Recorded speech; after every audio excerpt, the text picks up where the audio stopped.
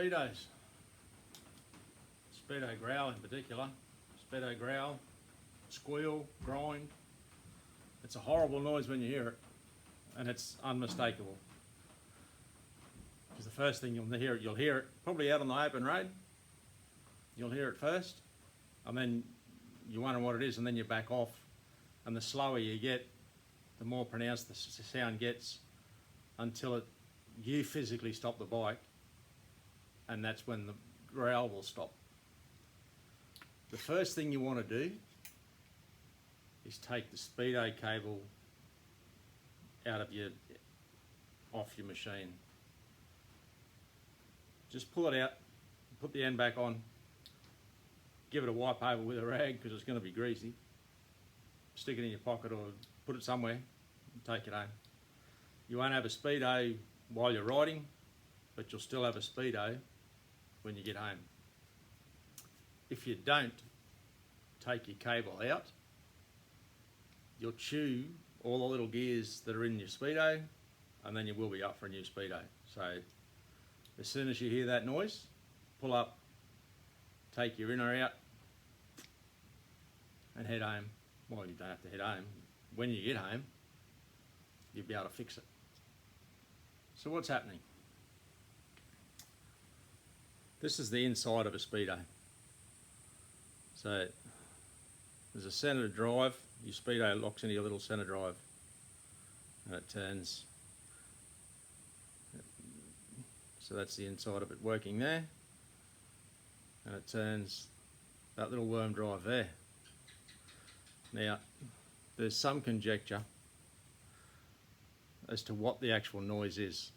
Sometimes it's your inner that your Speedo cable goes into, and your outer of the aluminium body vibrating because they've dried out. But I'll show you how to fix it later on. But that's one way. Or the other way it's making the noise is you can actually see how much loose play there is between the two drives. So there's a drive on the bell, and the worm drive inside that you can see turning in there. So that's the two growls, or these two worm drives here as well. So it's your worm drives, or it's your inside on the outer vibrating. Both easy to fix, both easy to get to. If you stop, take your Speedo cable out first. When you get home, pop your Speedo off. When you're going to have a look at it, take your Speedo off. Take your lights out of the back, and take your wiring harness out of these two little clips here so that you've got some room to play. That's first and foremost.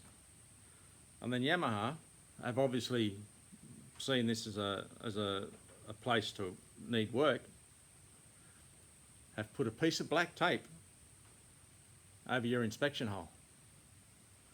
So from there, it is really easy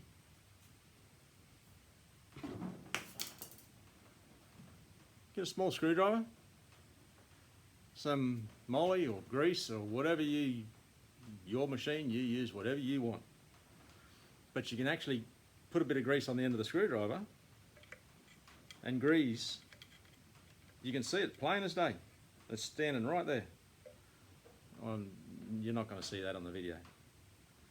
So then you can grease that, put your Speedo cable in, turn him around a little bit, get a bit more grease, turn him around, get a bit more grease, get it nice and re-lubricated, and you can easily get the worm that's just there, that end worm drive as well. And you just put a little spray of some sort of silicone down the end of your tube, something that's going to hang around. You just don't want, WD-40 would probably just spray in, dry out. So you want something, you don't want it too heavy because you don't want to overload your Speedo cable itself. So just something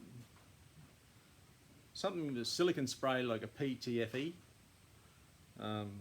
available at your auto places where all you buy your auto stuff. But that's what it is. That's how it works. That's how to fix it.